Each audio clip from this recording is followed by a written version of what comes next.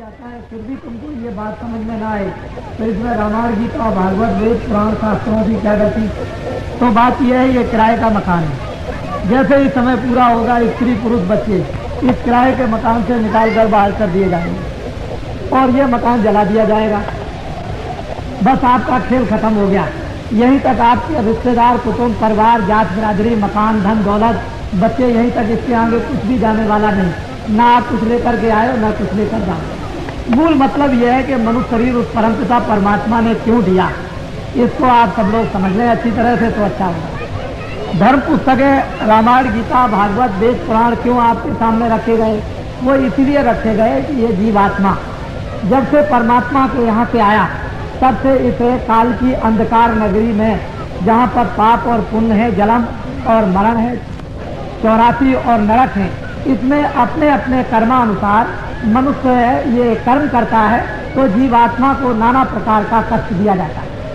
उस कष्ट के निवारण करने के लिए, कष्ट से छुटकारा दिलाने के लिए आपको ये मनुष्य रूपी सबसे ऊंचा मकान दे दिया। और ये कहा महात्माओं ने, ऋषियों ने और धर्म पुस्तकों ने, देखो अब की बार तुमको मकान मिल गया है, बुरे काम तो करना नहीं, जितने भी करना अच्छे करना। और मकान इसलिए दिया जाता है कि अब की बार तुम तप करके, तपस्या करके, दान कर, पुण्य कर, सेवा कर, सत्य बोलकर, योग कर, ध्यान कर, ये जिस तरह से भी हो सके उस जीवात्मा को अब की बार मरने के पहले भगवान के पास तक पहुंचा दो। बस इसी काम के लिए आपको ये मनुष्य शरीर मिला। बाकी ये कहा गया था, महात्माओं ने बताया था कि शरीर की रक्षा करना, खाना भी देना, कपड़ा भी देना और इसकी देखभाल भी करना, इसमें जो जीवात्मा रहती है उसकी भी रक्षा कर लेना। तो जब जीवात्मा को इस मनुष्य शरीर के द्वारा जगा लोगे तो इसको परमात्मा के पास पहुंचा देना, यह है किराए का मकान। और अपना काम करने के बाद मकान को खाली कर देना। लेकिन हम लोगों ने अपना काम तो किया नहीं, दूसरों का ये बोझा उठाते रहे और ये कहते रहे ये सारा संसार का सामान तो मेरा है। और ऐसे ही सोच विचार में इंतजाम करते समय में वो समय पूरा हो गया और उसने कहा कि मेरे किराए के मकान को खाली कर दो। तो आप रोगे, चिल्लाओगे, घबराओगे, ट्रैक्टर बुलाओगे, वैद्य बुलाओगे, लेकिन कोई आपकी सुनेगा नहीं। मकान से निकाल कर बाहर कर दिया तो तुम्हारे लिए और तुम दूसरों के लिए रोते रह जाओगे और रोते हुए चले जाओगे। कोई किसी का नहीं, कहाँ गए कहाँ नहीं गए इसका कोई पता नहीं।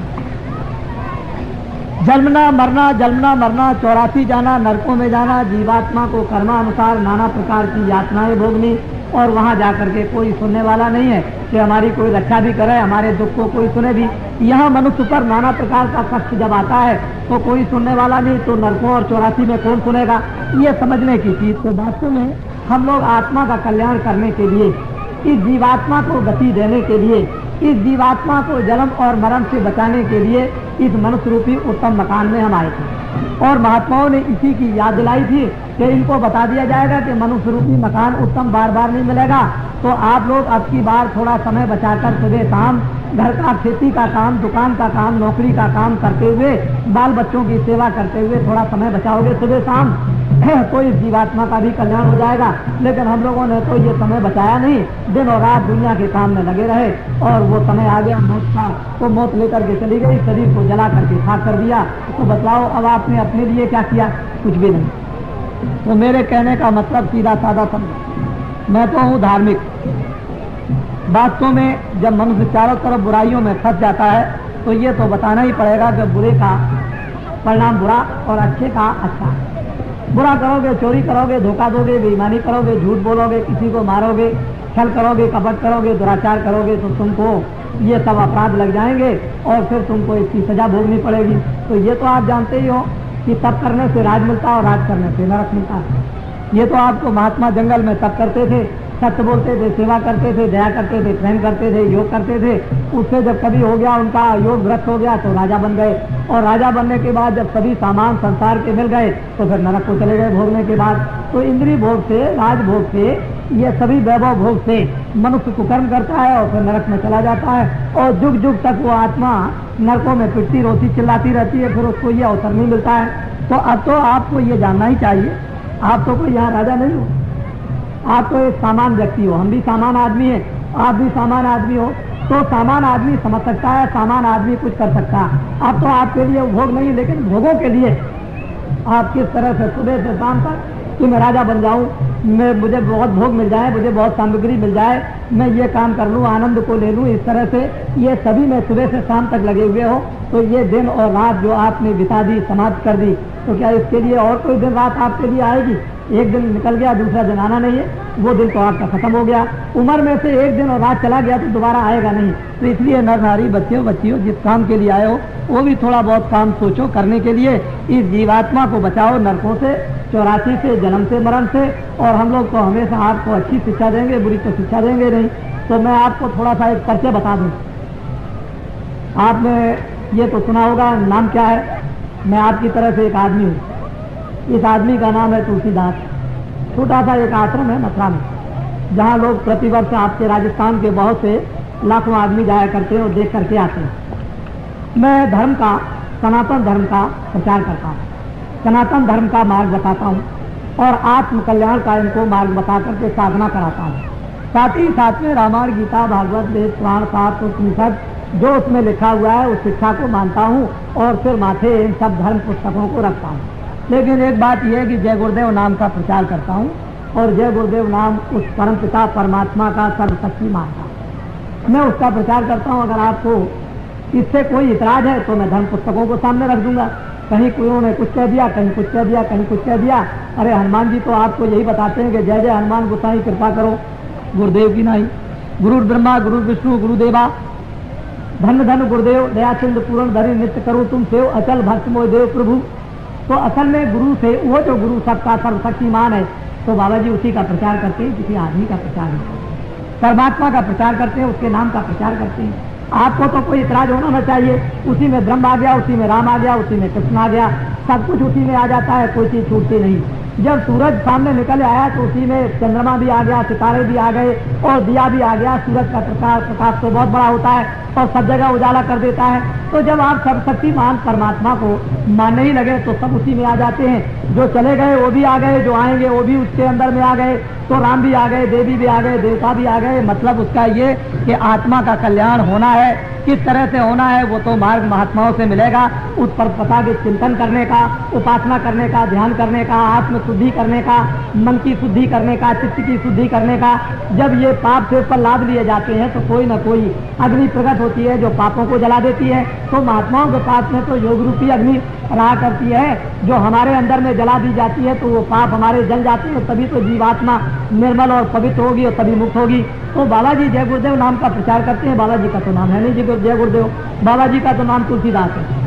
अब आपको ये बात तो मालूम हो ही गई कि भगवान का नाम जय गुरुदेव है और जिधर भी जाओगे उधर आपको सारे हिंदुस्तान में जय गुरुदेव नाम का आपको प्रचार मिलेगा। अगर भगवान का प्रचार नाम का ना होता तो इतनी जल्दी देश के अंदर में विकास नहीं करता और विश्वास लोग नहीं करते। तो जय गुरुदेव भगवान के नाम से विश्वास लोग करते हैं, उनसे उनको फायदा भी होता है, लाभ भी होता है, आत्म सिद्धि भी, आत्म जागरण भी होता है, आत्म शुद्धि भी होती है, मन विवेक और मन में निर्मलता भी आती है, विश्वास भी आता है। लोग उससे बहुत कुछ लौकिक और पारलौकिक लाभ उठाते हैं। सभी लोग तो किसी न किसी चीज को रखा करते हैं। अरे आदमी को अगर कहीं आराम मिल जाए तो पत्थर की चोटी पर रात को भी चला जाएगा और धूप में भी चला जाएगा और बरसात में भी, और लाभ नहीं मिलेगा तो उस चोटी पर चढ़ करके क्या करेगा। तो जब लाभ मिलता है भगवान के चिंतन से, उपासना से, उससे तो फिर लोग जो है उसको याद करते हैं कि किसी तरह से भी हमारा लौकिक शारीरिक फायदा हो, हमारा आत्म फायदा हो, परिवार का फायदा हो, देश का लाभ हो। तो हर तरह से लोग भगवान को याद करना चाहते हैं। और किसी नाम से भी परमात्मा को याद कर लो, कोई भी नाम हो जिससे आपको सुगम और साधारण हो उसी नाम से याद कर लो। लेकिन महात्मा जिस नाम से आपको भगवान को याद करा दें आप उसको कर लीजिए, लाभ उसी का होगा। तो बड़े ध्यान से आप मेरी बात को सुनो। वैसे तो यह है मैं एक धोबी का काम करता हूँ। आपके गांव में कोई धोबी रहता है, जब गंदे कपड़े हो जाते हैं तो आप उसको दे देते हो और कहते हो देखो धोबी इस कपड़े को साफ करके ले आना। वो तो जात का एक कपड़ा धोने वाला गाँव का धोबी है।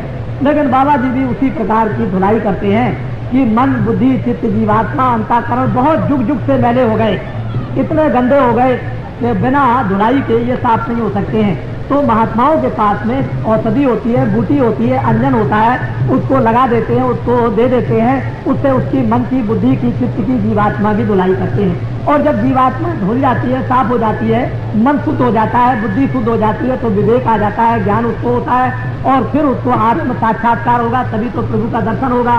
गंदगी में तो आपको मालूम होना चाहिए कि गंदा शीशा रहेगा तो सामने अपनी तस्वीर भी दिखाई नहीं देगी, अपनी ये शकल भी दिखाई नहीं देती है। शीशे को साफ कर लो तो अपनी शकल आएगी। इसी तरह से अपनी जीवात्मा को, मन को, बुद्धि को और चित्त को नहीं साफ करेंगे तो परमात्मा कैसे मिलेगा? उसके लिए कोई धोबी चाहिए। जैसे कि वाल्मीकि के गुरु, उन्होंने धोया तो वाल्मीकि को क्या मिला कि वाल्मीकि को दर्शन हुआ ब्रह्म का, दिव्य नेत्र ज्ञान चक्षु खुला और ब्रह्म का दर्शन, साक्षात्कार उन्होंने किया। मीरा ने साक्षात्कार किया, रैदास ने साक्षात्कार किया, भगवान का तुलसीदास जी ने साक्षात्कार किया। जब मन, बुद्धि, चित्त और जीवात्मा साफ नहीं होगी तो साक्षात्कार कैसे होगा? इसी के लिए हम लोग जंगलों में, तीर्थों में जाया करते थे। चलो भाई आज इस तीर्थ में चलेंगे, आज पर्व लगा हुआ, वहाँ महात्माओं का दर्शन होगा और उनका सत्संग सुनने को मिलेगा। बहुत उच्च कोट के महात्मा मिलेंगे। तो कभी हरिद्वार चले गए, कभी रामेश्वरम चले गए, कभी द्वारका चले गए, कभी मथुरा और काशी चले गए, महात्माओं का दर्शन। इस मंदिर में गए, बहुत अच्छे महात्मा मिलेंगे, उस मंदिर में गए, बहुत अच्छे महात्मा मिलेंगे, उस आश्रम में गए, यहाँ सिद्ध पुरुष मिल जाएंगे। इसीलिए दर्शन करने के लिए जाते थे कि भाई कहीं चलते फिरते संतों महात्माओं का दर्शन, योगियों का होगा तो आत्मा का कल्याण हो जाएगा। और इसीलिए आप इस मनुष्य जीवन में आए। तो इच्छा तो आपके अंदर है दर्शन करने की, इच्छा तो कल्याण की है, इच्छा तो प्रभु को देखने की है, इच्छा मुक्ति की है, इच्छा जन्म मरण से बचने की है, 84 नरकों से छूटने की इच्छा है। लेकिन जीव बेचारा भूल से यहाँ फंस गया, इसको कोई रास्ता दिखाने वाला, धर्म उपदेश, इसको सही बात बताने वाला कोई मिलता नहीं है। इसलिए इसका सारा जीवन और सारा समय इसका यूं ही चला जाता है और वो अपने घर के उसी झंझट कामों में, मोह ममता में, काम में, क्रोध में, अहंकार में इसमें फंसा रहता है। और एक दिन वक्त आया कि उसके सामने मौत आई और लेटर के चली गई, बस हो गया काम खत्म। यहाँ क्या अपना था? कुछ नहीं। तो बाबा जी एक सुगम, सीधा, सरल रास्ता नर नारियों को बताया करते हैं और ये कहा करते हैं, देखो बच्चा चोर घर में रहेगा तो बाप को अच्छा तो कभी लगेगा नहीं। बाप तो यही कहेगा कि अरे बच्चे तुम चोरी करते हो तो हमारा भी नाम डुबा दोगे और तुमको भी तकलीफ होगी और कभी कोई आएगा पकड़ लेगा तो कितनी बड़ी बदनामी होगी। इसी तरह से महात्मा सारी सृष्टि में अपना बच्चा समझते हैं, सबको कहते हैं देखो गलती मत करना, चोरी मत करना, झूठ मत बोलना, धोखा मत देना, किसी को मार मत देना, किसी का कत्ल मत कर देना, ये सब बुराइयां हैं। शराब मत पीना, मांस को मत खाना, तुम अंडे मत खाना, ये सब खान जितने भी हैं खाने के अशुद्ध सामानों को तुम बोल रहे हैं, बुद्धि खराब हो जाएगी, चित्त हो जाएगा खराब, मन चंचल हो जाएगा, काम, क्रोध, लोभ, मोह, अहंकार जग जाएगा तो आत्मा का विनाश हो जाएगा। तो महात्मा बाहर की धीरे धीरे शिक्षा देते हैं, जब मजबूत कर लेते हैं तो उसको आत्म शिक्षा देते हैं साधना करने की। फिर जब वो आत्म साधना में लग जाता है तो आत्म सिद्धि हो जाती है, उसको ज्ञान हो जाता है, उसमें शक्ति आ जाती है, उसको आनंद मिलता है, तो उसका लोक और परलोक दोनों बन जाता है। इसी लोक परलोक बनाने के लिए हम लोग इस मनुष्य रूपी मकान में आए थे और रामायण पढ़ते थे कि हमारा लोक बनेगा, परलोक भी बन जाएगा। गीता को भी सुनते कि लोक बनेगा, परलोक बनेगा, और जब तब तीरथ करते हैं कि लोक परलोक बन जाए। लेकिन अब आप नहीं जानते हो तो भाई महात्मा क्या करें? महात्मा तो आपको जब नहीं मिलते हैं तो अपना रास्ता बदल गया। अब यह तो गलती है आपकी या महात्माओं की गलती है कि हमको आकर के उनको अपना धर्म उपदेश देना चाहिए, हमको अच्छी अच्छी बातें बताते, बुरी बातों को हमको जो हम उसमें फंसे थे छुड़ा लेते तो आज अच्छे रास्ते पर तो जीवन हमारा सुखमयी, शांतमयी, गांव गांव में, परिवार परिवार में बन जाता, हम निरोगी हो जाते, कोई बीमारी नहीं होती, कोई लड़ाई झगड़ा नहीं होता, सब एक दूसरे के काम आते, सब में प्रेम होता और सब लोग आपस में मिलजुल करके रहते। तो ये इस तरह के संकट आपके सामने जो द्वंद्व, लड़ाई झगड़ों के हो रहे हैं वो नहीं आपके सामने आते। लेकिन आपने ये सोचा कि महात्माओं की क्या जरूरत है? महात्माओं की तो इतनी जरूरत जितनी माता पिता की जरूरत नहीं, महात्माओं की इतनी जरूरत है जितनी राजा की जरूरत नहीं, महात्माओं की तो इतनी जरूरत है कि कपड़े ना पहनो तब भी काम चल जाएगा। लेकिन महात्मा मिलना चाहिए क्योंकि इससे तो सभी काम बनेंगे। इधर आपको ये भी बन जाएगा कि कैसे रहना है, कपड़े कैसे पहना है, किस काम के लिए आए हो, क्यों कपड़ा पहना जाता है, क्यों खाना खाया जाता है, मनुष्य रूपी मकान में कौन रहता है, ये सब चीजें आपको महात्माओं के द्वारा मालूम हो जाएंगी। तो अंतिम लक्ष्य तो आपको अपने कल्याण का ही प्राप्त करना है, अपने घर को ही पाना। घर छोड़ दिया, परदेश में आकर के मारे मारे फिरते हो।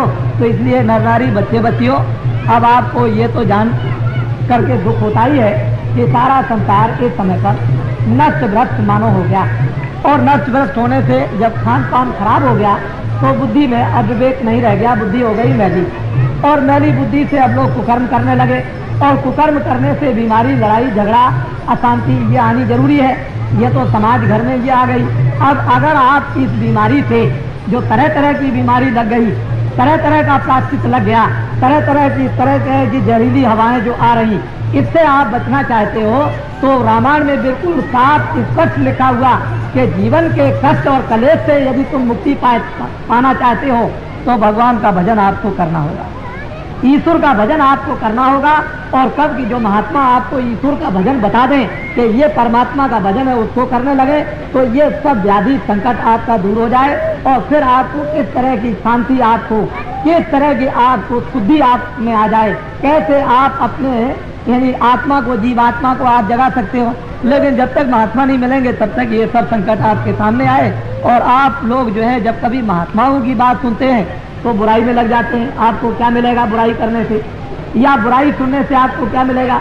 दूसरे की बुराई सुनोगे, दूसरे की बुराई करोगे और सिर पर अपने पाप लगेंगे। अरे रामायण में, गीता में तो लिखा हुआ बिल्कुल इस वक्त कभी दूसरे की बुराई सुनना ही नहीं, न बुराई को करना। अरे जितनी हो सके किसी की अच्छाई करो और जो हो सके किसी की भलाई करो, किसी की सेवा कर दो।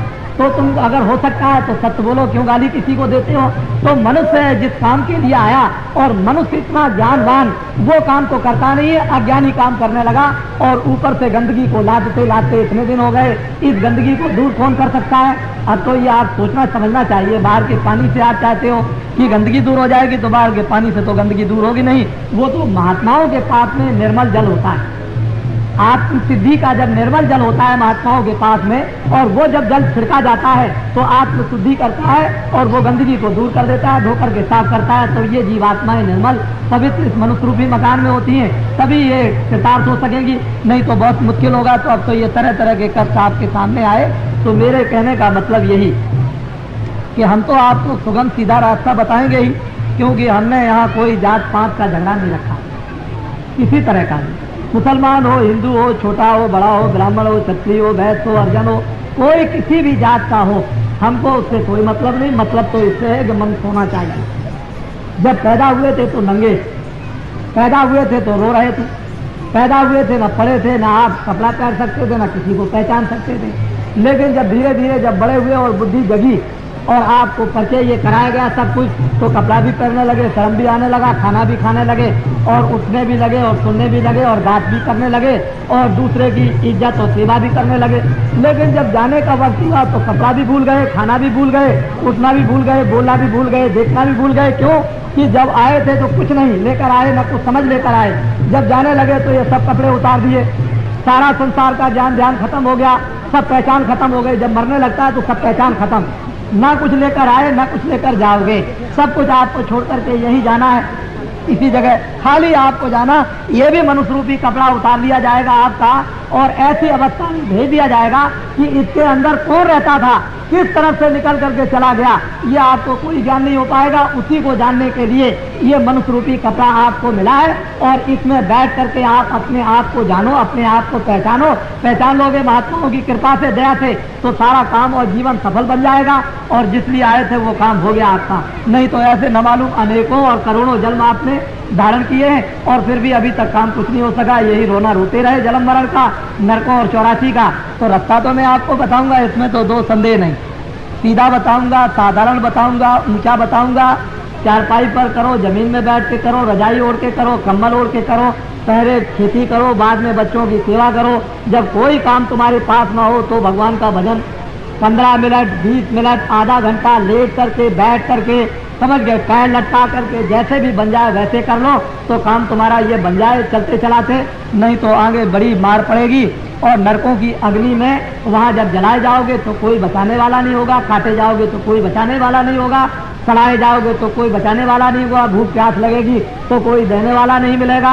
वहाँ इतनी यातनाएं जंदूत सिपाही देते हैं कि वहाँ हाहाकार जीवात्माएं करती है, रोते चिल्लाते रहते हैं और ये रोज घटनाएं देखने को मिलती हैं। जब तुमको वो ज्ञान मिलेगा, जब तुमको ज्ञान चक्षु मिलेगा, जब दिव्य नेत्र तुमको मिलेगा, जब तुम्हारा खुल जाएगा और मनुष्य रूपी मकान में बैठ करके जब देखोगे कि जीवात्माएं कैसे निकाली जाती हैं और कैसे डाली जाती हैं और कहाँ इनका हिसाब होता है, न्याय इनका कहाँ होता, कौन इनको मारता है, किस तरह से मारता है, कहाँ इनको जलाता है, तो आदमी कांपता है और डरता है। और पुस्तकों में फिर महात्माओं ने लिखा कि हे जीवो, हे मनुष्यों, ये ऐसी दुर्गत आत्माओं की होती है, तुम बुरे कामों को अब करना छोड़ दो, अभी तक जो कुछ किया तो किया। अभी तक तो आपने सब कुछ कर लिया जो कुछ करना था, यानी इन 27 वर्षों में जितने भी बुरे से बुरे काम करने थे आपने सब किए, उससे तो आपने हार मानी नहीं। लेकिन मिला आपको क्या, ये सोच लो। 27 वर्षों में ये सोचा था कि महात्मा की जरूरत नहीं, रामायण की जरूरत नहीं, धर्म की जरूरत नहीं, प्रेम की जरूरत नहीं, सत्य की जरूरत नहीं, सेवा की जरूरत नहीं, माता पिता के सेवा की जरूरत नहीं, बड़ों की इज्जत की जरूरत नहीं।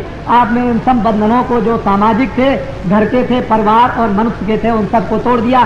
सोचने लगे चलो भाई अब बंधन तोड़ करके बाहर निकल जाएंगे, गीता रामायण का क्या बंधन महात्माओं का और देवताओं का, तो चलो बड़ा आनंद मिल जाएगा। आपने सब कुछ किया और करने के बाद आपको मिला क्या, ये आपको सोचना है। तो मैं आपको एक छोटा सा किस्सा बताता हूँ, वो सुने स्त्री पुरुष सभी। एक महात्मा जी थे, आपके गांव में आए। महात्माओं को लोग क्यों पकड़ते हैं, ये समझने की बात। जब आप सब तरह से थक जाते हो, हार जाते हो, रोते चिल्लाते हो और कोई भी रास्ता आपके दुख दूर होने का नहीं होता है, तो अंत में लोग महात्मा को पकड़ते हैं कि महाराज अब तो दया दृष्टि कीजिए, अब कृपा कर दीजिए। तब फिर महात्मा होते हैं द्रवित, वो दूसरों के दुखों को देख करके फौरन पिघल जाते हैं और कहते हैं भाई इसके ऊपर तो दया होनी चाहिए, इसके दुख दूर हो जाए। तो महात्मा ऐसे ही चले जा रहे थे, रास्ते में जब सभी नर नारी बड़े दुखी थे तो महात्मा जी को पकड़ा। महात्मा जी आप कहाँ जा रहे हैं, आप कहाँ जा रहे हैं, आप कहाँ जा रहे हैं, जरा हमारी बात तो दुख की सुन लीजिए। तो महात्मा जी खड़े हो गए, चले बेटा क्या है, क्या लगे बड़ा संकट है, बड़ा कष्ट है, बड़ी बीमारी आई हुई है, खाना नहीं मिलता है, लड़ाई झगड़ा होता है, उत्पात हो रहे, कोई किसी की सुनने वाला नहीं। अरे बच्चे तुमने तो अपना रास्ता कर्म धर्म का छोड़ दिया तो तकलीफ तो तुमको मिलेगी ही, तुमको आराम कहाँ मिलेगा। इसलिए बच्चा तुम अपने कर्म धर्म में लग जाओ तो तुम्हारा ये संकट और दुख दूर हो जाएगा। कह लगे अच्छा महाराज हमको बतलाइए हम कर्म धर्म में कैसे लगे। तो उनको सबको बुला करके बैठा दिया और कहा देखो बच्चा अगर तुम सुख चाहते हो तो तुम कितने दिन में सुख चाहते हो। कह लगे महाराज हम तो आज ही सुख चाहते हैं। अरे बच्चा एक दिन में तो तुमने पाप किया नहीं, अरे चोरी करने में भी तुमको 2 घंटे 4 घंटे लगे होंगे, रात भर किसी गांव में गए होगे तो रात भर जगे होगे और वहां से आए होगे, उसमें भी तुमको 2-4-6 घंटे लगे होंगे। तो 1 मिनट में तो काम नहीं, तो हमारे पास में आओ 15 दिन तक आओ, आकर के सुनो और हम तुम्हारे कष्टों को दूर करेंगे। तो सब के सब स्त्री पुरुष आए। महात्मा जी ने रामायण दी और रामायण को सुनाया और गीता को सुनाया और धर्म उपदेश किया और उनसे कहा देखो बच्चों तुम्हारी समझ में आया। कह लगे महाराज बहुत कुछ समझ में आया। तो तुम्हारे अंदर में कुछ प्रेम आया। कह लगे महाराज बहुत अच्छा प्रेम। क्या प्रेम आया? कह लगे हमको घर अच्छा नहीं लगता, हमको खेती अच्छी नहीं लगती, हमको बच्चे नहीं अच्छे लगते। कह लगे अच्छा तुमको ये अच्छा नहीं लगता है? कहा महाराज ये अच्छा नहीं लगता। तो क्या अच्छा लगता है? कि साधु महात्मा का दर्शन हो और हमको सत्संग सुनने को मिले। तो और तुमने क्या? कह लगे महाराज अब हम पहले तो बड़े क्रोधित हो जाते थे, तो अब क्रोध नहीं आता है और काम भी नहीं आता है और लोभ भी नहीं आता है और मोह भी नहीं आता है। तो अच्छा बच्चा एक काम करो कि जरा आंखें तो बंद करके बैठो। तो आंख बंद करके जब बैठे तो सामने परमात्मा का एक दीपक जलता हुआ, जैसे मंदिर में दीपक जलता है उजाला होता है, ऐसे ही मनुष्य रूपी मंदिर में एक दीपक जलता हुआ दिखाई दिया। लोग बड़े प्रसन्न हुए, महाराज उजाला हो गया, प्रकाश हो गया, एकदम से अंधेरा दूर हो गया। चले गए अरे बच्चा इसी को तो कहते हैं अज्ञान का। अज्ञान की रात्रि को खत्म करो और ज्ञान के दीपक को इस मनुष्य रूपी मकान में जलाओ। जैसे मीरा ने जलाया था, कबीर ने जलाया, तुलसीदास ने जलाया, इसी तरह से तो इस दीपक इस मनुष्य रूपी मंदिर में दीपक जल रहा जो तुमने बुझा दिया, जिसके बुझने से काम क्रोध लोभ मोह अहंकार ये तमाम तृष्णाएं विषय वासनाएं तुम में आ गई। अब तो तुमको मालूम हुआ उसमें कितनी बड़ी मस्ती है। चले गए अरे महाराज हमको क्या पता था, आप पहले से मिल जाते तो इतने कष्ट हम क्यों उठाते। चलो ठीक है अब तो तुम मिल गए, कम से कम अब रोज आया करो।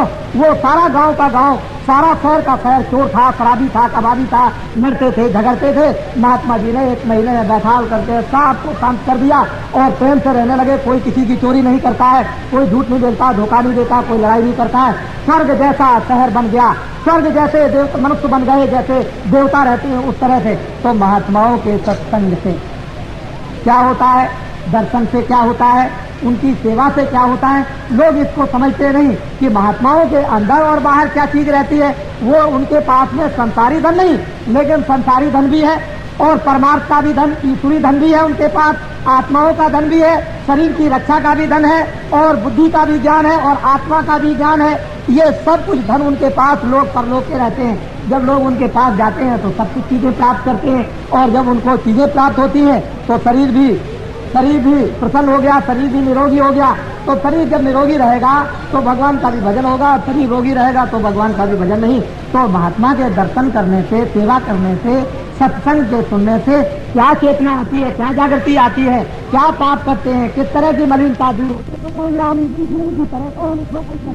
और सबके ऊपर में किस तरह की दया की वर्षा करते हैं और उनके दुखों को किस तरह से दूर करते हैं, ये तो महात्मा ही जानते हैं। सारी सृष्टि को अपना बच्चा समझते हैं, जितने भी छोटे बड़े मनुष्य हैं उनको सबको अपना बच्चा समझते हैं और अपने बच्चों को दुखी देख करके उनका हृदय बड़ा दुखी होता है। लेकिन अब माँ बाप घर में हो और बच्चे गलत काम करते हो तो माँ बाप तो रोएंगे ही, लेकिन बच्चा भी गलत काम से रोएगा, वो भी चिल्लाएगा। अंत में जब वो बहुत रोता रोता थक जाएगा तो माता पिता के पास आता है कि हमको आप माफ कर दीजिए, अब हम गलती नहीं करेंगे कभी, तो माता पिता उसको माफ करते हैं। इसी तरह से ऋषि मुनि महात्मा राम कृष्ण कबीर रैदास तुलसीदास, मुसलमानों में मोहम्मद, ईसाइयों में ईसा मसीह, ये सब महात्मा जो थे एक तरह से माता पिता की तरह से हमारे ऊपर में रक्षा और सेवा करते थे और इसीलिए हम उनको मानते हैं कि ये राम थे, कृष्ण थे, ये कबीर थे, हमारे स्वामी थे, हमारे देवता थे, हमारे महात्मा थे, इन्होंने हमारी सेवा की, हमारी रक्षा की, हमारे ऊपर में दया की। तो महात्मा हमेशा परोपकार करते हैं,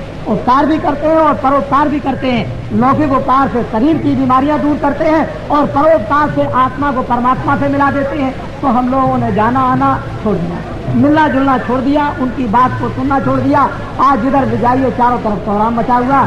तो मैं गांव वासियों से प्रार्थना करूंगा कि आप लोग कभी भी, जब कभी भी कोई महात्मा आपके यहाँ आए और आपको सत उपदेश करें, अच्छी बातें बताएं, तो गांव के आदमी 1 घंटे के लिए, 2 घंटे के लिए अपने काम काज को छोड़ करके फौरन इकट्ठे हो जाया करें और अच्छी बातें 2 भी मिले, 4 भी मिले, 10 बातें भी आपको अच्छी मिल जाए, उसको लेकर के चले आए आप। और एक एक बात को आज छोड़ दें, एक बुराई को आज छोड़ दिया, एक कल छोड़ दिया, एक परसों छोड़ दिया, एक चौथे दिन छोड़ दिया, तो थोड़े दिन के बाद, महीने के बाद में फिर आप देखो कि क्या होता है, क्या नहीं आपको मिलता है। लेकिन आप अगर एक एक चीज को एक एक दिन नहीं छोड़ेंगे, एक आदमी सब चीजों को एक दिन नहीं छोड़ सकता है, तो थोड़े देर के लिए काम छोड़ करके चले आए तो ये मत समझो कि मेरी खेती में नुकसान हो जाएगा, मेरे घर में कोई नुकसान हो जाएगा, मेरा कोई नुकसान हो जाएगा। धर्म उपदेश सुनने से, महात्मा के दर्शन करने से, अच्छी बातों को सुनने और समझने से खेती का नुकसान, जानवरों का नुकसान, घर में नुकसान नहीं बल्कि बीमारी को छोड़ करके भी चलाए और यहाँ से वापस लौट करके जाए। और बीमार भी उस प्रेमी का दर्शन यदि करता है, जो प्रेमी उस महात्मा के दर्शन करने के लिए गया, तो उसकी बीमारी छूट जाती है, बीमारी से वो मुक्त हो जाता है, बीमारी उसकी दूर हो जाती है, उसका बुखार उतर जाता है। इसलिए हम लोग महात्माओं के पास जाते थे, कुछ औषधि ले आएंगे, कुछ दवा ले आएंगे, कुछ आशीर्वाद ले आएंगे, कुछ मिल जाएगा हमको और मिल करके हम लोग सबके सब अच्छे हो जाएंगे। तो हमने तो हमेशा लोगों को फायदा लाभ पहुंचाने की चेष्टा की है। और हमारे पास तो अधिकांश में किसान मजदूर, जगह जगह देहातों में किसान मजदूर हैं। हमारे पास में शहर के आदमी बहुत कम है, ये आप समझ लो निश्चित कि जो लाख 2-2 लाख, 4-4 लाख, 5-5 लाख और 10-10 लाख आदमियों की रोज रोज जो भीड़ होती है, वो सब किसान और मजदूर हैं। और हम किसान और मजदूरों को ही चाहते हैं, हमको धनी मानी नहीं चाहिए, हमको वो मतलब ये है कि बड़े बड़े पूंजीपति नहीं चाहिए, हमको तो यही चाहिए जिनके अंदर दर्द है, जिनको दुख है, जिनको तकलीफ है, जो बीमार है, जो परेशान है, जो कामी है, जो क्रोधी है, जो चोरी में फंस गए, जो डकैती डालते हैं, झूठ बोलते हैं, शराब पीते हैं, मांस खाते हैं, हमको तो बुरे आदमियों की जरूरत है, हम उनको ठीक कर लेंगे। ये तो ठीक अपने अपने करने का रास्ता है कि हम कैसे ठीक कर लेंगे, हमारे पास आ जाएंगे, हम कैसे ठीक करेंगे ये तो हमको मालूम, क्योंकि हमने करोड़ों आदमियों की शराब छुड़ा दी, मांस छुड़ा दिया, मछली छुड़ा दी, चोरी छुड़ा दी, लड़ाई झगड़ा छुड़ा दिया और भगवान के भजन पर लगा करके उनको ऐसे रास्ते पर लगा दिया कि अनपढ़ से अनपढ़ भी कोई किसान होगा, उससे बड़े पढ़े लिखे बात नहीं कर सकते। इस तरह का नर नारियों को शिक्षा देकर के धीरे धीरे समझा कर ज्ञान की शिक्षा देकर रामायण की, भागवत की, गीता के दृष्टांत दे करके उनको और इस तरह से बनाया कि आप देखिए उनमें कितना प्रेम आ गया, कितने उनमें सत्यता आ गई, कितना उनमें आत्मविश्वास हो गया, कितने उनमें भगवान का विश्वास आ गया। ये कोई साधारण बात नहीं, मेहनत करने से सब कुछ होता है। तो आप लोग जो है वो सबके सब अच्छे रास्ते की तरफ चलो। गांव गांव के अंदर में आप लोग अपनी अपनी मीटिंगों को बना लो और ये आपस में बैठ करके तय करो कि भाई अभी तक तो आपने ये देख लिया सब कुछ कि शराब पीते थे, चोरी करते थे, मांस खाते थे, मछली खाते थे, लेकिन शराब कोई न पिए। एक ही काम हाथ में ले लो कि हम लोग आपस में भाई शराब पीना छोड़ दो, शराब बहुत खराब चीज है, बुद्धि को नष्ट करती किसी की बेइज्जती करता है। इसलिए एक काम को अगर आप लोग उठा लें तो 10 आदमियों का, फिर 20 आदमियों का, महीने में 50 आदमियों का, साल में 100 आदमियों का, इस तरह से 4-5 साल के अंदर में एक बुराई आपके सामने दूर होती हुई जब दिखाई देगी तो आपके अंदर विवेक आएगा और आपके अंदर सत्यता आएगी, प्रेम आएगा। तो समाज का जो ढांचा बिगड़ गया घर घर में और गांव-गांव में, ये बनने लगेगा। तो गीता और रामायण को भी समझ जाओगे, फिर महात्माओं के धर्म उपदेश को भी समझ जाओगे। अगर ये जीवन ठीक कर लो तो चंद दिनों में भगवान को भी आप प्राप्त कर सकते हो, थोड़े दिनों में, महीनों में और वर्षों में। क्यों कि महात्मा आ जाएंगे, सीधा रास्ता आपको बताएंगे, जमीन तैयार रहेगी, हृदय रूपी जमीन आपकी जब शुद्ध पवित्र रहेगी, महात्मा फौरन रास्ता बताएंगे, आप उस रास्ते पर बैठ जाएंगे। 10 मिनट भी बैठो, आधा घंटा भी बैठो। मीराबाई कोई दिन भर तो नहीं बैठती थी, कबीरदास कोई दिन भर नहीं बैठते थे, धन्ना जाट थे, वो दिन भर भगवान के भजन में नहीं बैठते थे, खेती भी करते थे, जानवरों को चारा भी देते थे, बाल बच्चों की सेवा भी करते थे और उसके बाद भगवान के भजन में बैठ गए, उन्होंने भगवान को पा लिया। तो कहने का मतलब है काम के वक्त काम करो, सेवा के वक्त सेवा करो, खाने के वक्त में खाना खाओ, सोने के वक्त में सो और भगवान के वक्त में भजन करो। ये नहीं कि 24 घंटे हमको एक ही काम करना है। इसीलिए तो महात्मा कहते हैं कि जिन लोगों ने ये कहा कि जंगल में छोड़ करके चले जाओ भगवान मिलेगा, उनको नहीं मिलेगा। घर में रह करके ही जंगल बना लो। ये सब मैं सेवा करता हूँ, मेरा कर्तव्य है। बच्चों की सेवा करता हूँ, स्त्री की सेवा करता हूँ, स्त्री पति की सेवा करता है, कोई भाई की सेवा करता है, कोई रिश्तेदार की सेवा करता है। ये मनुष्य का कर्तव्य है और उस कर्तव्य का करो पालन और उसके बाद समय बचा करके सुबह शाम जब भी मिल जाए तो भगवान का भजन करो। इसी गृहस्थ आश्रम को ही जंगल बना लो।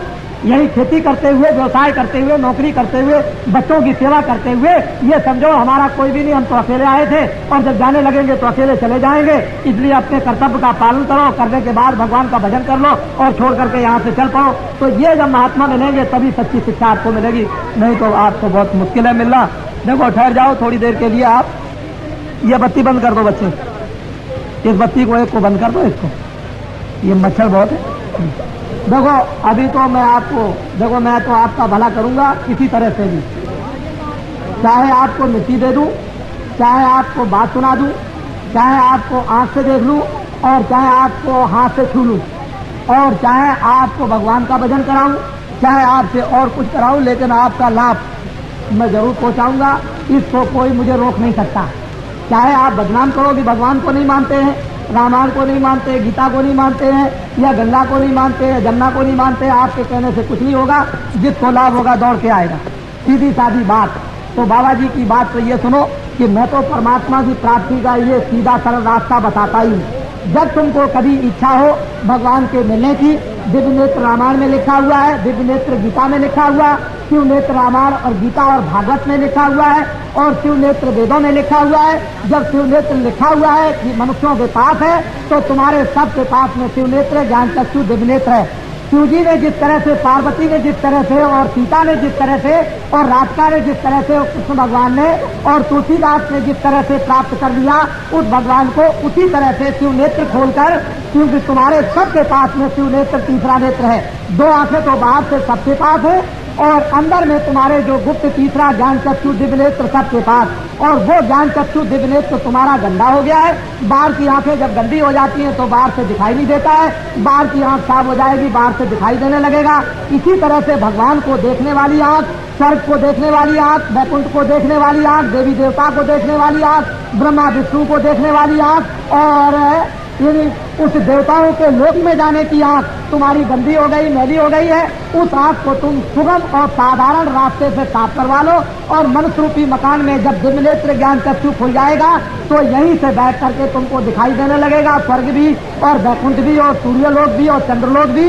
ऐसा सुगम रास्ता तुम्हारे मनुष्य रूपी मकान में सबके पास है। बाबा जी कोई भेदभाव नहीं रखते हैं, ये नहीं रखते हैं कि आप चले आए आपको नहीं, ऐसा नहीं। सबको शुभ अवसर मिलना चाहिए क्योंकि ये मनुष्य हैं, इनको फिर अवसर नहीं मिलेगा। अब मनुष्य जीवन का अगर इनको अवसर मिल जाए कि मुझे भी अवसर मिल जाए तो फिर क्या है, जब बरसात आती है किसान जब खेती बो देगा समय से तो खेती में अनाज हो जाएगा, बरसात निकल गई फिर बोएगा तो अनाज नहीं होगा। ये मनुष्य रूपी जीवन आपको मिला हुआ है और महात्मा सबको ये अवसर दे दें कि इस तरह से तुम्हारे अंदर शिव नेत्र ज्ञान चक्षु है और सब लोग उसको शुद्ध साफ कर सकते हैं और सबको खोलने का जन्मजात का अधिकार है। तो तुमको सबको रास्ता मिलना चाहिए। अपने अपने घर में बैठ करके करो तो देख लो तुम्हारी समझ में आ जाएगा। जब तुम्हारे अंदर बुझा हुआ दीपक जलेगा, आंख खुल जाएगी, तो अपने आप ज्ञान का प्रकाश आपके सामने आएगा, आनंद आएगा, शक्ति आएगी, प्रेम आएगा, भंडार खुलेगा, दुनिया के दुख और दर्द तुम्हारे दूर होंगे। तो ऐसा सुगम और सीधा रास्ता तो बाबा जी बताते हैं।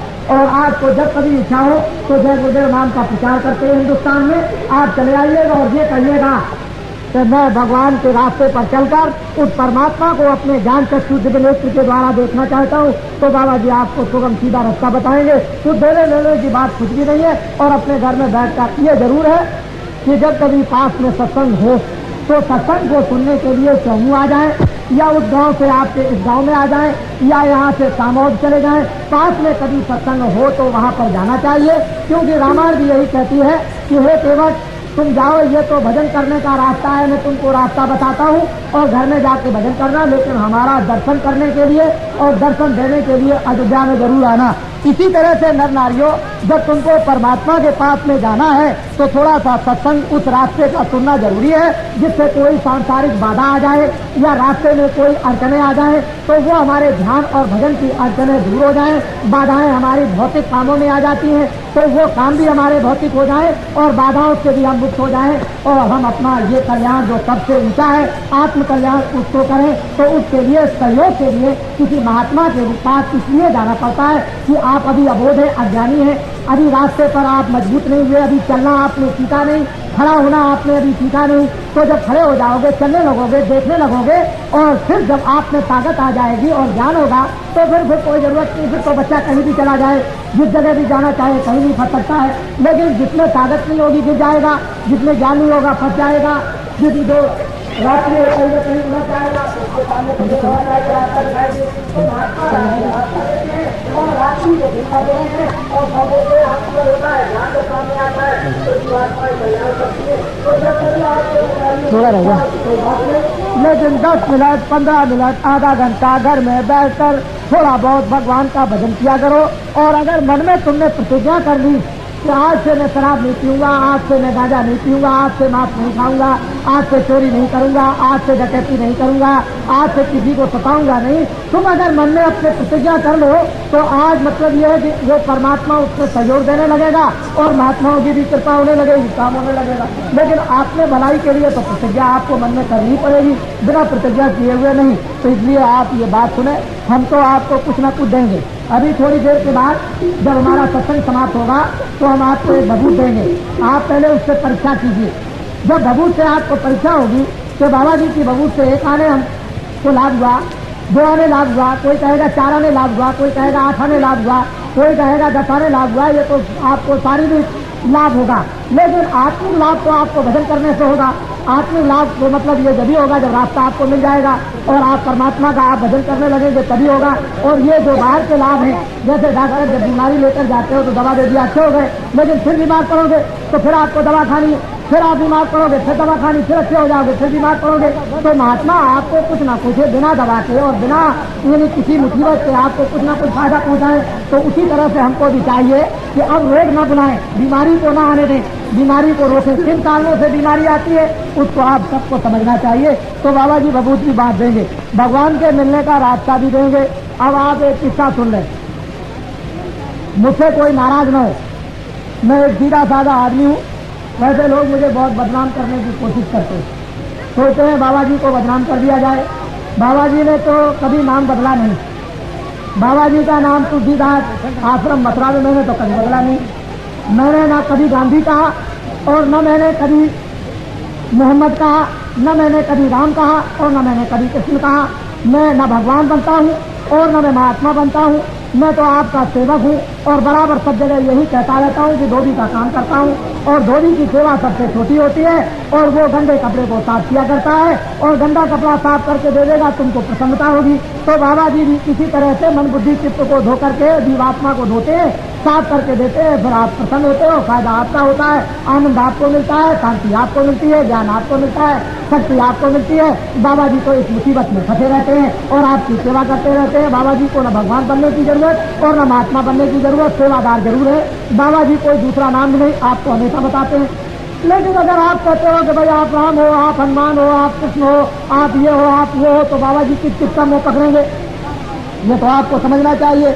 बाबा जी तो घर में किसी का मुंह नहीं पकड़ेंगे, कौन किसको राम कहता है, कौन किसको हनुमान कहता है, कौन बालाजी कहता है, और कौन क्या कहता है, और कौन क्या कहता है, कौन चोर कहता है, कौन डकैत कहता है। बाबा जी किसका मुंह पकड़े? तो इसलिए बाबा जी का नाम लिया, बाबा जी का आश्रम मथुरा में, और बाबा जी भगवान के मिलने का सुगम रास्ता बतलाते हैं। और ये गीता रामायण वेद पुराण साहब सनातन धर्म का प्रचार करते हैं। बाबा जी शराब और मांस मछली अंडा और ये चोरी चमारी छुड़ाते हैं। ऐसा काम सारे देश के अंदर घूम घूम करके कर रहे हैं। और देखो जब ये काम लोगों के सामने आ गया तो चारों तरफ जन में चर्चा हो गई। बाबा जी को तो हिंदुस्तान में कौन जय गुरुदेव नाम से नहीं जानता। आप कहीं भी जाए, काशी में जाओ, द्वारका में जाओ, बंबई में जाओ, आप इधर चले जाओ, कश्मीर की तरफ चले जाओ, आप पूरब में कलकत्ते में जाओ, चारों तरफ जय गुरुदेव नाम से बाबा जी को जानते हैं। बाबा जी को जब जय गुरुदेव नाम से जानते हैं तो बाबा जी को और क्या करना। आप जिधर जाएंगे गांव गांव में, आपके यहाँ देखिए चाहे सारे राजस्थान में किसी तरफ भी चले जाइए, बच्चे बच्चे जानते हैं जय गुरुदेव नाम से, सब लोग जानते हैं। जब पहुंच जाएंगे तो मैं उनको देखूंगा, दर्शन करूंगा, और बाबा जी का वो दर्शन करेंगे। मैं उनको कुछ लाभ पहुंचाऊंगा, उनके पास कुछ रखा होगा मुझे दे देंगे, मेरे पास कुछ होगा मैं उनको दे दूंगा। उनके पास क्या बुराई होगी, गंदगी होगी, मैं उनकी गंदगी को साफ करूंगा। मेरे पास अच्छाई होगी तो मैं उनको अच्छाई दूंगा। एक सीधी सादी बात। इसलिए बदनाम करने की बहुत चेष्टा करते हैं, लेकिन बाबा जी बदनाम नहीं हो सकते हैं। बाबा जी को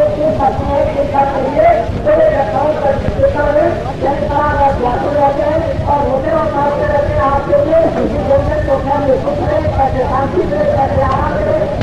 किया तो चूली पे चलना पड़ा।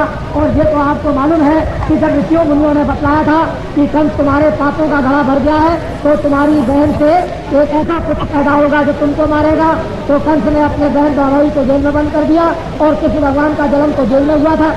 ये तो आपको मालूम होना चाहिए। तो असली बात तो यह है कि जब ऐसे ऐसे देवताओं के लिए ऐसे कष्ट आए जिनको हम मंदिर बना करके पूजते हैं, जिनकी रामायण और गीता को हम पढ़ते हैं, उन लोगों को इतना कष्ट आया, तो अगर ऐसे समय पर हम लोगों को कष्ट आ जाए तो क्या बड़ी बात है। तो कष्ट को झेलेंगे, जो भी कष्ट आएगा इस दुख को दूर करने के लिए, कष्टों को दूर करने के लिए, और धर्म को लाने के लिए, कर्म को लाने के लिए, और सत्य को लाने के लिए, और आत्म कल्याण के लिए जो भी कष्ट आएगा उस कष्ट को सहन करेंगे। उस कष्ट के लिए महात्माओं का तो वेशभूषा होता ही है। इसलिए आपको ये बात बड़ी समझनी चाहिए कि महात्मा किसके लिए होते हैं, आपके लिए। अगर आपको छोड़कर चले जाए तो पहाड़िया की चोटी बैठ जाए, उनको क्या जरूरत है। वो तो वहाँ भी ये जो कुछ उनके भाग में वो वहाँ भी कपड़ा मिल जाएगा और एक सिस्टम मिल जाएगा और आराम से रहेंगे। लेकिन ये समाज डूब जाएगा, ये आत्मा डूब जाएगी, नरकों में 84 में चली जाएगी। तो इसलिए महात्माओं को आप अपना समझें। तो महात्मा हमारे लिए आते हैं, हमारा काम करते हैं, हमारे दुख को हरते हैं, हमारे दुख को सुनते हैं, हमारी व्याधा दूर करते हैं, लोक को बनाते हैं, पर लोक में जीवात्माओं की रक्षा करते पहुंचाते हैं और जन्म मरण से मुक्त कर देते हैं। ये महात्माओं का वेशभूषा इसीलिए हुआ करता है। लेकिन जो इस वेशभूषे को नहीं समझते हैं तो क्या किया जाएगा।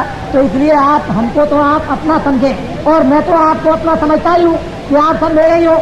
हमने तो कोई ऐसा उपदेश किया नहीं है कि जात पात का कोई झगड़ा रख दिया हो कि तुम बहुत खराब हो, तुम बहुत अच्छे हो, और तुम छोटे हो, तुम बहुत ऊंचे हो। हमारे पास तो जो भी आते हैं हम सबको गले मिलाते हैं। आप देखते नहीं हो, सबके बीच में घूमते रहते हैं, सबसे मिलते हैं, कोई भी होगा सबसे मिलते हैं, सबसे बात करते हैं और सबकी बात को ध्यान से सुनते हैं और जितना हो सकता है उतना उनको लाभ पहुंचाते हैं। तो इसलिए आप तो समझें अपना, और मैं आपको समझता हूँ, और मुझसे जितना भी आप लाभ और फायदा उठाना चाहें हम हर तरह से तैयार हैं। लेकिन ये जरूर पूछूंगा, और कभी समय आएगा पूछने का तो ये जरूर पूछूंगा कि आपको हमसे क्या चाहिए, हमसे आप क्या चाहते हैं, कौन सी चीज ऐसी चाहते हैं, कौन मदद लेना चाहते हैं, किस तरह की सेवा आप हमसे चाहते हैं, किस तरह का काम हमसे चाहते हैं। हम जो भी काम चाहेंगे सब करने के लिए तैयार हैं। लेकिन जन जन को जब महात्माओं ने आवाज को उठाया है तो जन जन को स्थिति देखना चाहा, और हम ये चाहते हैं सारी सृष्टि स्वर्ग जैसी हो, सारी सृष्टि में स्वर्ग जैसा सुख हो, भरपूर वस्तुएं हो, सस्ती वस्तुएं हो, सबके चरित्र हो, सब में प्रेम हो, सब में सदाचार हो, सब लोग भगवान को याद करें, सब लोग भगवान का स्मरण करें, सब लोग निरोगी हो जाएं और सब लोग सुंदर हो जाएं। कोई अंधा, कोई लंगड़ा, कोई लूला, कोई बहरा न हो, सबसे सब अच्छे हो, इस तरह की कामना आपके लिए उस भगवान से करते रहते हैं। और ऐसा ही वातावरण बन रहा है कि एक समय आएगा तो लाचार होकर, मजबूर होकर, दिवस होकर, मार खाकर और चिल्लाकर और रोकर और तड़प कर और जलकर आप धर्म की तरफ दौड़ पड़ोगे और कहोगे अब तो हम धर्म के रास्ते पर चलना चाहते हैं, हमने तो दुनिया सब कुछ देख लिया है, अब सीधा रास्ता हमको चाहिए। तो उस समय पर भी हम आपको गले लगाएंगे और उस समय भी आपको प्रेम करेंगे, आपकी मदद करेंगे, आपकी सेवा करेंगे और ये चाहेंगे कि सबका जनजीवन बिल्कुल सुखमय हो जाए। लेकिन मैं क्या करूं, 70 से लेकर 80 तक मेरी बात को आप नहीं सुनोगे तो वो मुसीबत आपके सिर पर आएगी, वो आपत्ति आपके सिर पर आएगी, वो चिल्लाओगे रोगे जो लिखने में नहीं आ सकता है, इस तरह की आपत्ति आने वाली है। हमने 70 से और 80 तक, 81 के अंदर तक आपको बताया। आप ये चाहते हो बाबा जी कल बदल दे, बाबा जी आज बदल दे, बाबा जी 1 घंटे में बदल दे। बोझा लगा हुआ है सिर के ऊपर, कपड़ा सब गंदा हो गया है, उसको न तुम एक दिन धो सकते हो न धो भी धो सकता है। इसलिए जो पाप करते करते करते करते जो रोम रोम और रग रग आपने नीचे से लेकर ऊपर तक गंदा कर लिया है और कहते हो 1 दिन में बदल दीजिए, 1 घंटे में बदल दीजिए, 1 घंटे में सुखी कर दीजिए, 1 घंटे में शांति कर और 1 घंटे के अंदर में आत्मकल्याण और आत्मज्ञान दे दीजिए, 1 घंटे में मुक्ति दे दीजिए और मोक्ष दे दीजिए, बच्चा हो तो जाएगा। लेकिन तुम बर्दाश्त नहीं कर सकते हो, इसलिए थोड़ा समय तो लगेगा ही।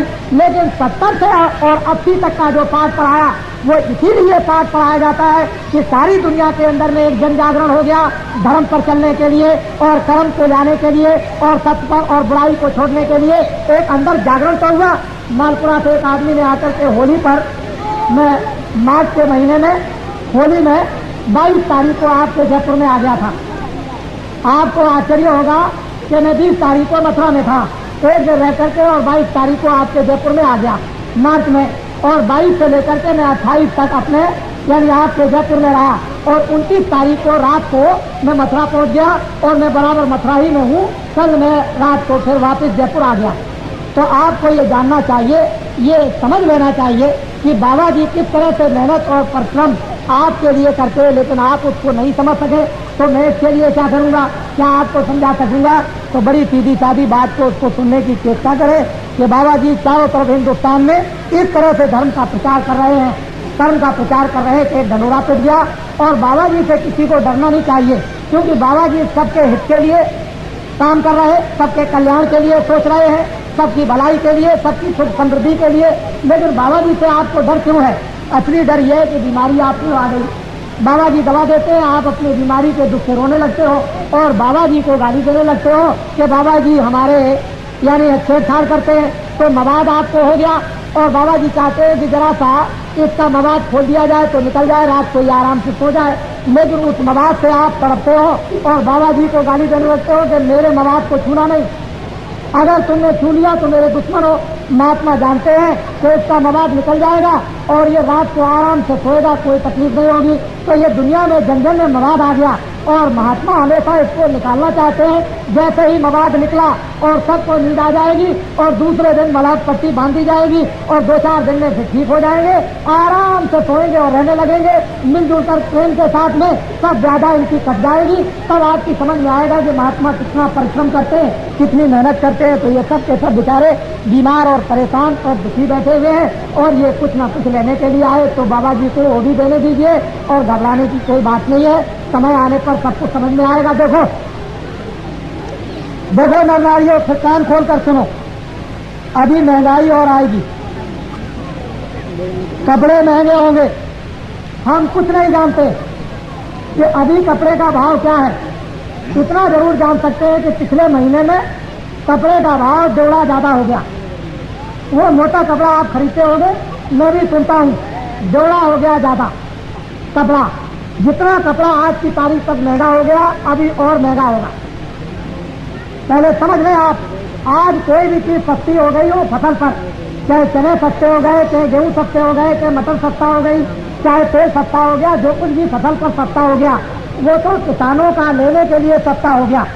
जब किसान दे देगा, उसके घर से जब निकल जाएगा तो उसके बाद में फिर महंगा दूना हो जाएगा। समझ लो आप, किसान मेहनत करते हैं, किसान सुबह शाम जलते हैं, किसान सुबह शाम डरते हैं ये सारी मेहनत देश के अंदर किसान करते हैं। 90% सारे देश के अंदर में किसान मजदूर और मेहनत करने वाले हैं और इन्हीं से सब कुछ वसूल किया जाता है। यही सुबह शाम में बाल बच्चों के खेती में बाल बच्चों के पहाड़ में बाल बच्चों के हर जगह ये लगे रहते हैं, खून पसीना बहाते रहते हैं और इनके दुख और दर्द को कोई नहीं सुनता, कोई सुनने वाला नहीं। राजा के राज में उस समय पर अगर कोई सताता था और किसान चला गया, सरकार हमको तो आपका अधिकारी और सिपाही सता रहा, फौरन बुलाया और उसके साथ क्या करते थे वो तो आपको मालूम। लेकिन इस समय पर लोग सताए जा रहे हैं, कोई सुनने वाला नहीं, कोई पूछने वाला नहीं, कोई न्याय करने वाला नहीं और कोई रक्षा करने वाला नहीं।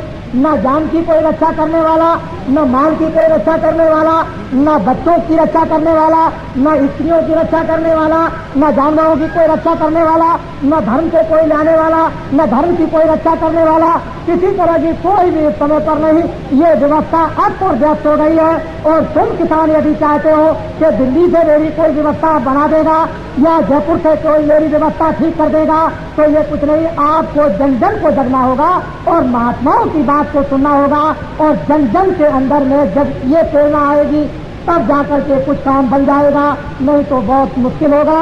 सारा किसान इस समय पर रोता और तड़पता है, लेकिन कोई नहीं। मैं भी देहात में घूमता रहता हूँ और मैं भी अभी किसान का ही बच्चा हूँ।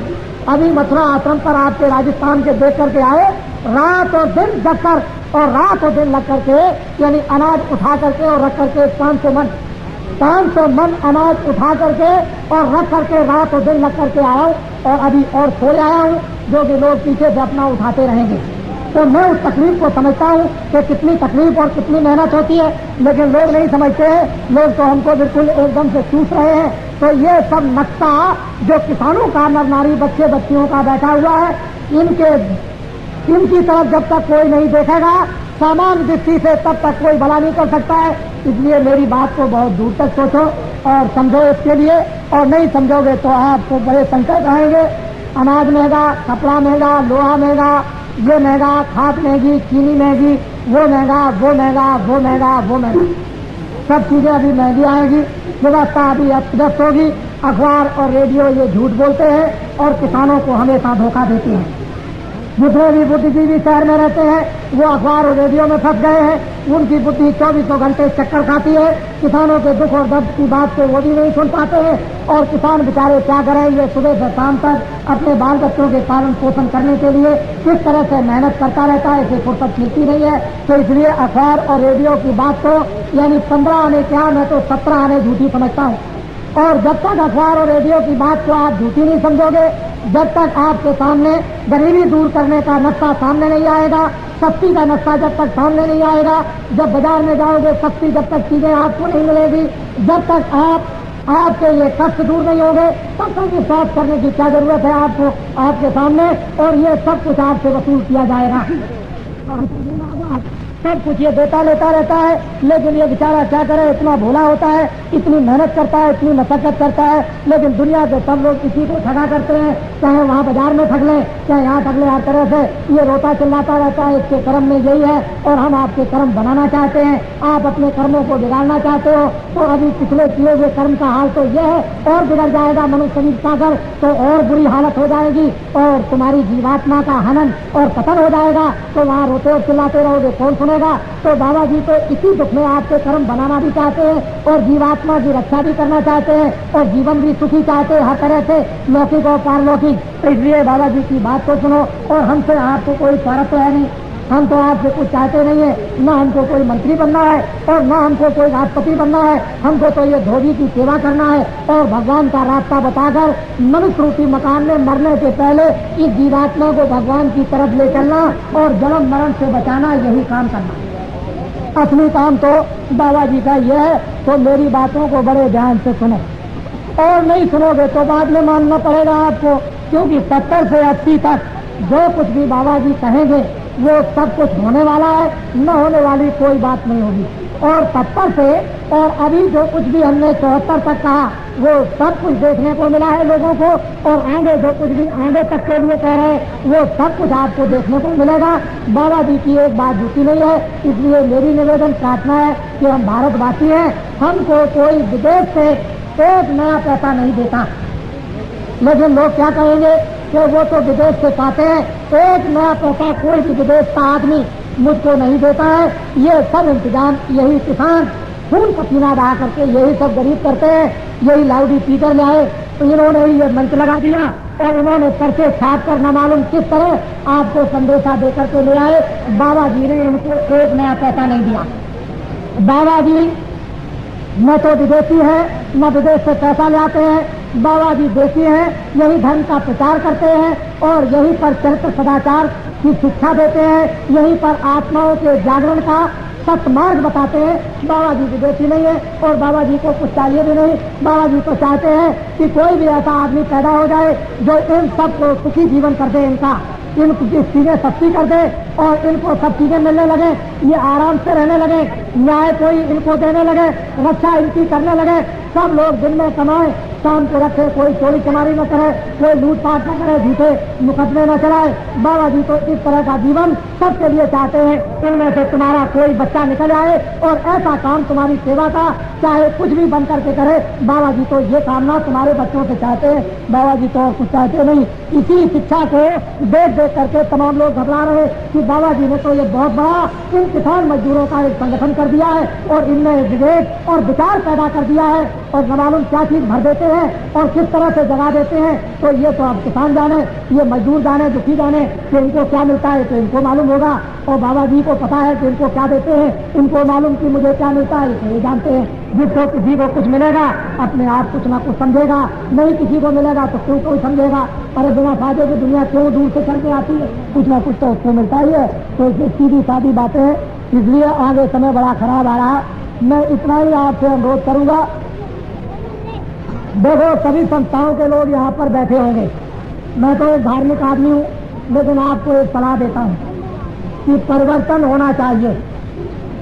सभी संस्थाओं के लोग, सबके सब जितनी भारत में संस्थाएं हैं, धार्मिक संस्थाओं के लोग एक हो जाओ, क्योंकि उसकी अब जरूरत है। इनका अन्न, इनका पानी, आप लोग मंदिर बनाकर, आश्रम बनाकर इन किसानों का आप पानी और अनाज खाते हो, तो अब जंगल में रहने की जरूरत महात्मा और धर्म लोगों की नहीं। अब आओ इनके बीच में, इनकी इनकी आपत्ति आई हुई, इनके ऊपर अन्याय हो रहा, इनके ऊपर दुख का पहाड़ टूट गया, ये आकर इनके बीच में आकर के सुनो समझो और इनको एक रास्ता दिखाओ। ये धर्म लोग महात्मा आचार्यों की बात राजनीतिक लोगों के लिए यह है कि सब राजनीतिक लोग सोचें और विचार करें और विरोधी जितने भी हैं ये तो सब के सब एक हो जाएं, शासन करने वालों को एक तरफ कर दें और विरोधी हो जाए एक तरफ। बड़े ध्यान से, जब रोटी देने की, कपड़ा देने की, काम देने की, न्याय करने की, रक्षा करने की, सस्ती लाने की और टैक्स कम करने की जब बात सब करते हो तो विरोधी जितने भी हैं ये सब के सब एक हो जाएं।